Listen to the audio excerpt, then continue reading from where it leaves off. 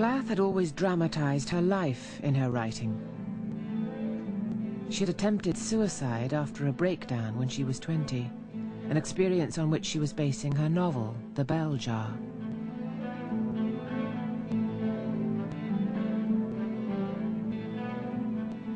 In her poetry, she was becoming even more adept at turning emotional trauma into art, but the intensity of this process made it a high-risk enterprise. Poetry, I feel, is a tyrannical discipline. You've got to go so far, so fast, in such a small space that you've just got to burn away all the peripherals.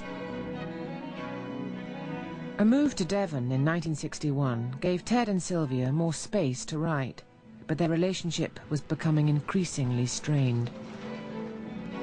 Their house overlooked a graveyard, and the psychic drama being played out in Sylvia's poetry was assuming a darker edge, engulfing her husband and describing their marriage in the past tense.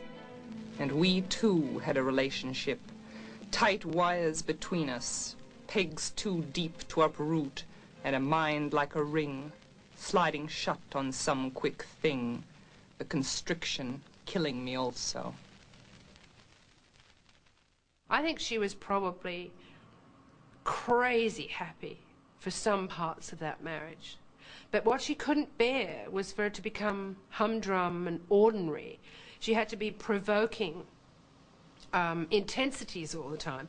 And I really think that Ted had to run for his life. He was in deep trouble there. He attracted destructive women, and women who can't destroy anything else will destroy themselves. In the autumn of 1962, Ted moved out after Sylvia discovered that he'd begun an affair with Assia Wevel, the woman who'd taken on their former London flat.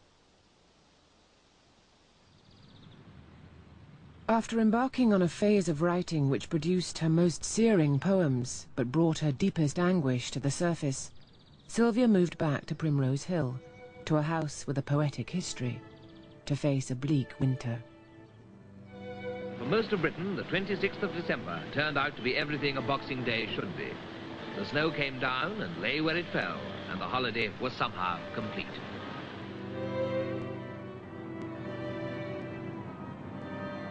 After a month of trying to put her house together, Sylvia couldn't do it. She got flu. The children got flu. The whole of England froze up. So she was isolated in this flat with her children. And in this bleak city, she could have gone home. Her mother urged her to go home, but she didn't want to. She wanted to stay in London and become a writer. She wrote better the closer the inevitable came. The intensity of the work and the hardness of its edge, its terrible imagistic clarity, just grows and grows and grows until you can't deny the fact that you're in the presence of a major poet. But a suicide note is not a major work. And in the end, that's what we got.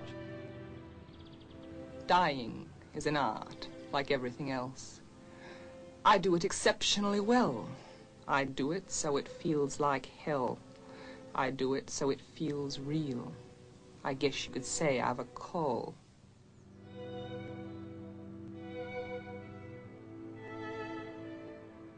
She was much more disturbed than I, for one, realized.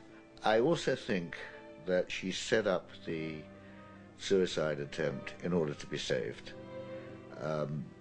She left the doctor's name. She delayed putting her head in the gas oven until 6 o'clock in the morning, when she knew there was somebody due to arrive at 9 o'clock.